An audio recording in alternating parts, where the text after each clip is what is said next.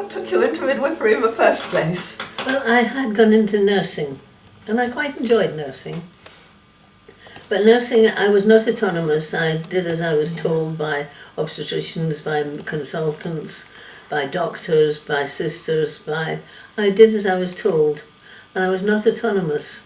Though there was a certain amount of autonomy once I'd qualified as a nurse, but what attracted me to midwifery was the fact that I was an autonomous practitioner. That appealed, did it? That appealed to me, that I was responsible for the care that I gave. I was answerable for the care I gave, and I was answerable to the woman that I was caring for. And that attracted me. Yeah, I bet it did. So once you were a midwife, why the breech births more than most other midwives? Well, you're talking about 40 odd years ago, when I saw breeches being birthed by midwives, and it struck me that this was a perfectly reasonable thing to do, and that I could help a woman birth her breech presenting baby, and I got to understand the autonomy of my practice, and I also understood the mechanism of what was happening, of how that baby was descending in the birth canal, and how it may have needed help, but it by and large didn't need help. And I started to work out the mechanism of what the baby was actually doing and what the woman was doing to help birth her baby. So in those days, were breeches considered normal? I considered a breech a normal. I thought it was unusual.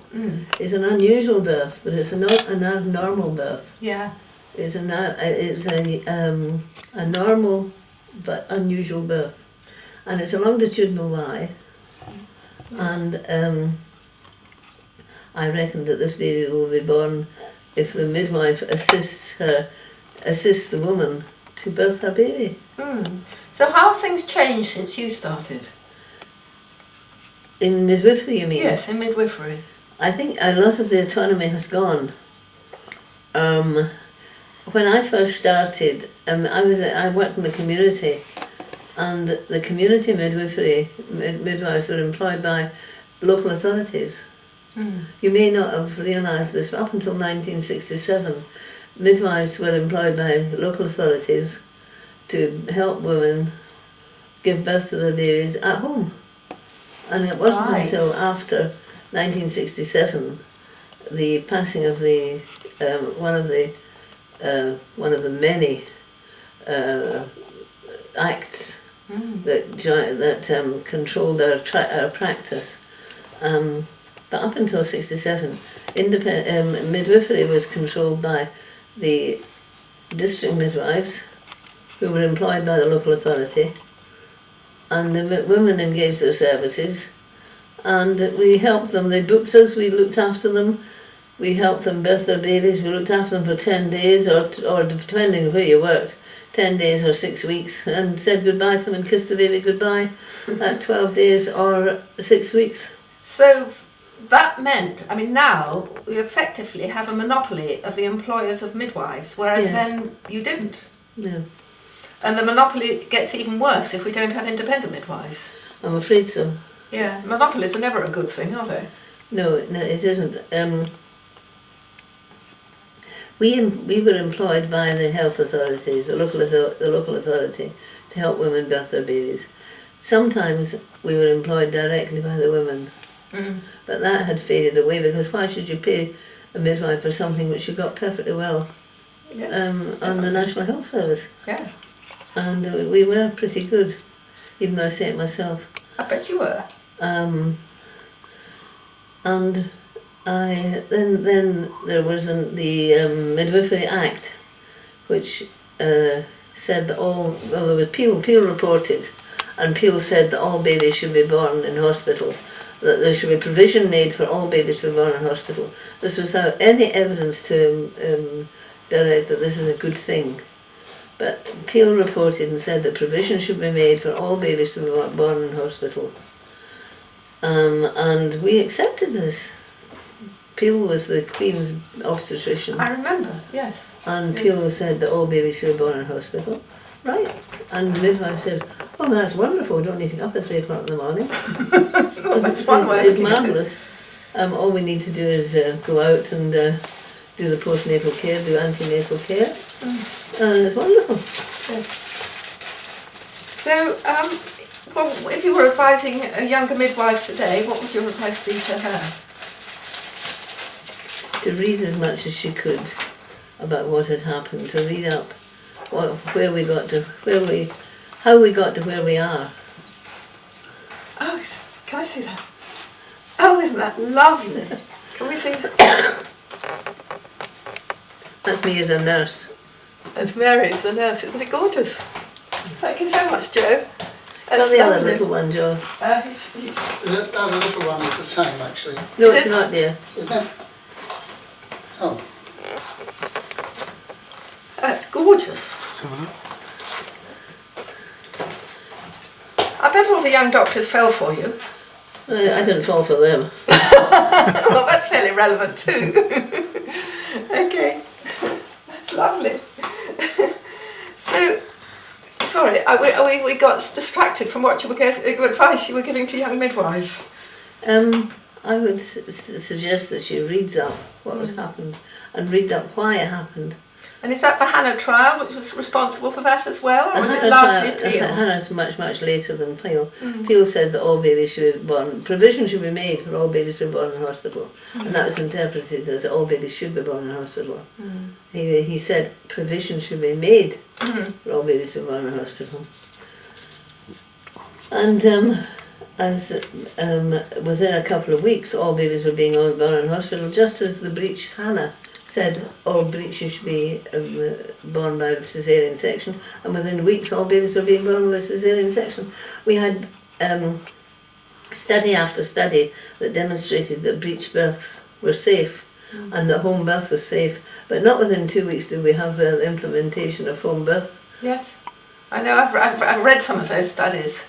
Yeah, the studies say that all babies should be born in hospital. So we implemented that within a couple of weeks. They then said all breeches should be born by caesarean section, so we implemented that within a couple of weeks. And the Oxford epidemiological report said that home birth is safe and that babies can be born at home. But did we implement that within a couple of weeks? No, we didn't. Have you ever attended a breech birth of a mother who's a doctor? Yes. Tell us about it. This is a story. This is really a story. This couple phoned me, and they came from another part of the country, and they said that they were expecting their second baby. It was a breech. She had had her first baby normally. She wanted to have this baby normally. The obstetrician wouldn't even hear of it and had ordered that she have a caesarean section. I suggested to her that she go to the head of midwifery and ask the head of midwifery to document what she was saying and to engage the services of a midwife experienced in helping women birth a breech. And it was the husband that phoned me. He phoned me back and said they'd been to the head of midwifery, who'd referred her back to the obstetrician. And the obstetrician had said he was hearing no more of this nonsense. She was to have a caesarean section, and that was the beginning and end of it.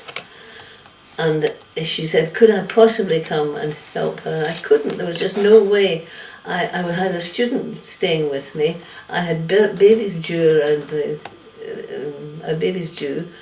There was no way I could travel to when she came and look after her. I put her on to Jane Evans, but Jane was in the same situation. She had babies due. She had commitments, and there was no way she could look after her. So I referred her back to the head of midwifery, and the head of midwifery referred her back to the obstetrician. They went round the loop, and she was about 38 weeks. When she first phoned me, she was about 37 weeks, and this went on 38 weeks, 39 weeks, and I felt very, very sorry. There was nothing I could do. There was just nothing I could do. He kept phoning me to see if any of the babies that I'd booked had birthed, and could I possibly come to where he came from. There was nothing I could do. I felt terrible about it. There was nothing I could do. Anyway, one Friday afternoon, he phoned me, and he said they were now 39 weeks. they'd had an absolutely dreadful interview with the obstetrician, who had been absolutely horrible, had said that he was hearing no more of this nonsense about breech births. He was booking her in for a caesarean section on the Monday, and that was the beginning and end of it, and he walked out and slammed the door. And he said, what we're doing, Mary, is we're catching the night train. We've looked up where you come from. It's a holiday area. We can rent a home, we can rent a house, rent a holiday house. Will you take us on?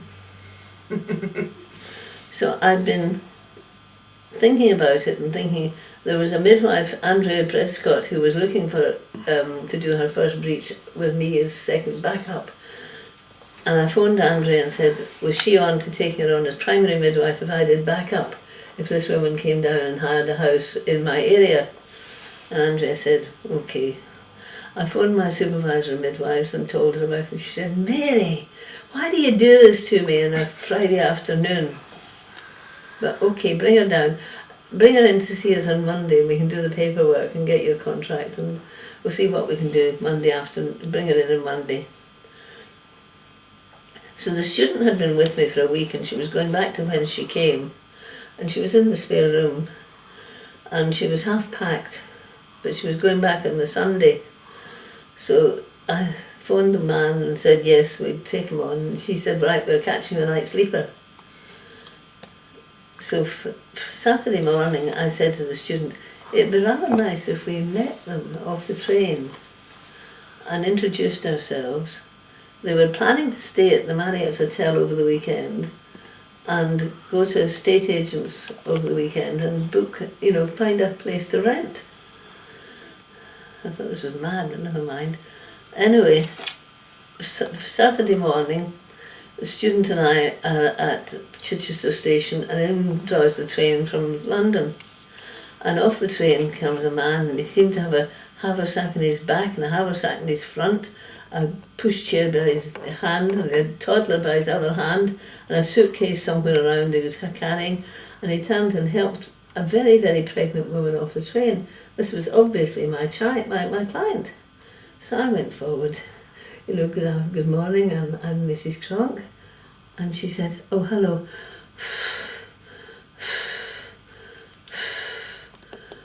And she leant on the pushchair.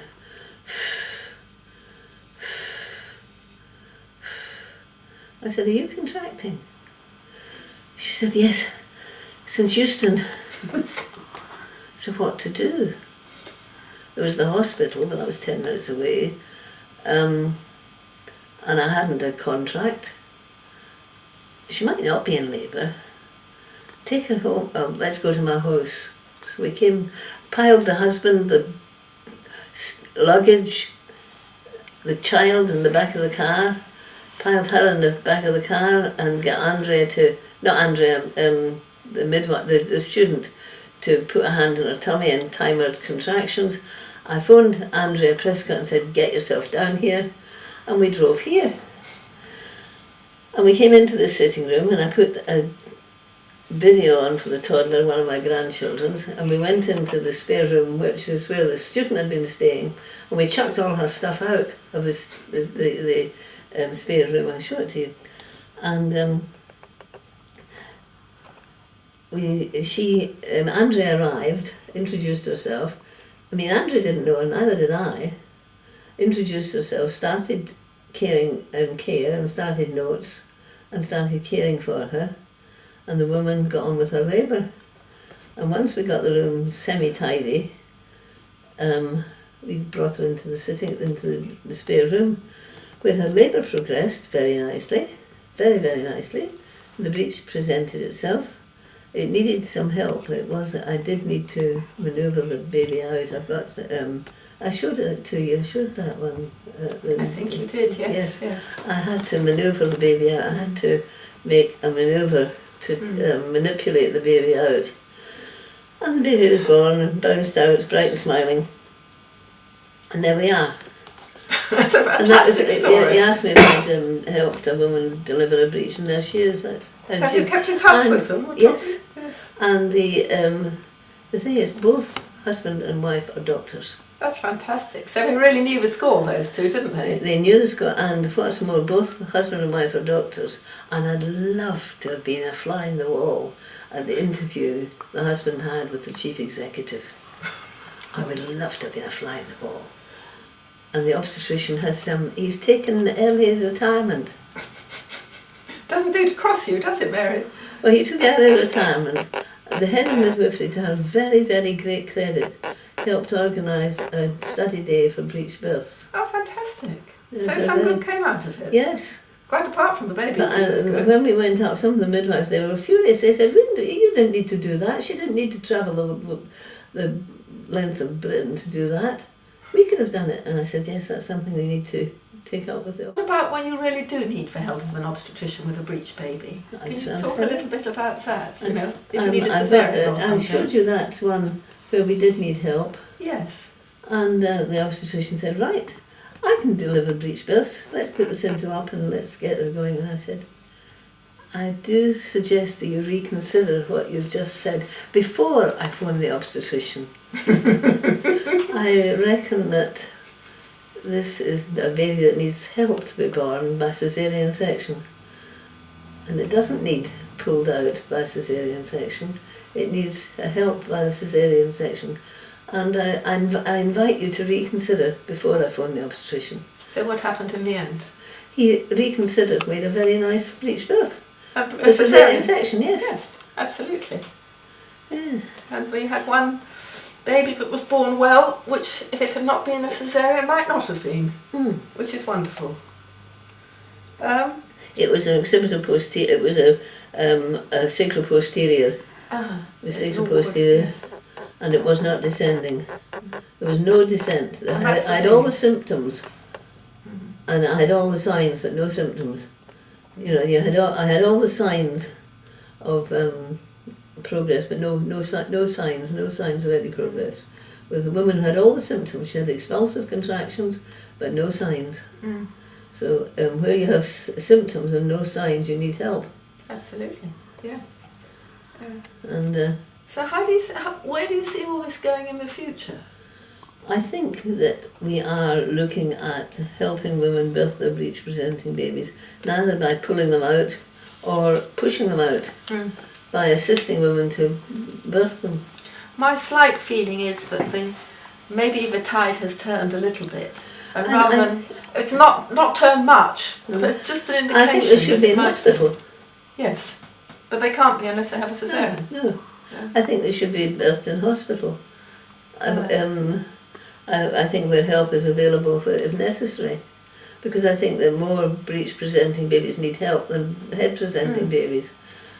And I think that we should be able to help them birth the breech-presenting babies in hospital. So is the place that they're born the most important, or the person who's with them? Who's I think it experienced? should be, if we can arrange it so that we help them birth the breech-presenting babies in hospital, that's the optimum. With an experienced With an midwife, experienced midwife. who can then call more help if needed. Who then, yes, if this labour needs help, then the help's available. Fantastic, yes. But if a hospital insists that it's a cesarean, would you suggest she had it at home and transferred if necessary? Yes, I think that's when the woman makes the decision, Absolutely. and I will put in front of her options. And what about this word that I know you particularly hate, the word allowed? I think I invite them to consider what they've just said. And I ask them what their General Medical Council report number is. What's your GMC number? I'm not sure that And if they ask me why I want that, I say that's something you need to consider.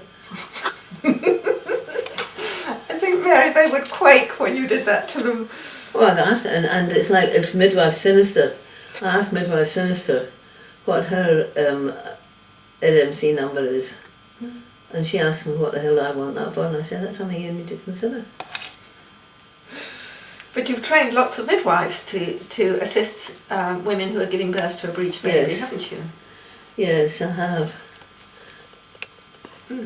But I think it is that you need to, if Mr. Bloggs says, "Oh, I can do breech deliveries, let's get the centre up," I say she doesn't want a breech delivery, she wants a breech birth. So what's the difference? What's the difference? When a breech birth is a breech by expulsive efforts of the mother. A breech delivery is by the traction of the practitioner. Yes. There is a difference. Think about it, Mr. Bloggs. I sort of feel that if I had the option of a cesarean or a breech delivery, I might well choose the cesarean. Yes. Yes. But a breech birth is... Yes. But I say, I'm not planning to have a breech delivery. I mean, I've taught hypnobirthing to mothers who've had a breech baby perfectly normally, 6 hours, delightful, no drugs, no pain, no tearing, normal birth. And I spoke to one last week, labour progressing perfectly, and she was a midwife, 8 centimetres, stuck. Yeah, Cesarean. needs and help. that baby was Needs help. born alive and healthy, Needs which help. otherwise it wouldn't have been. Yes. You were there when I showed the film, so you remember. I do.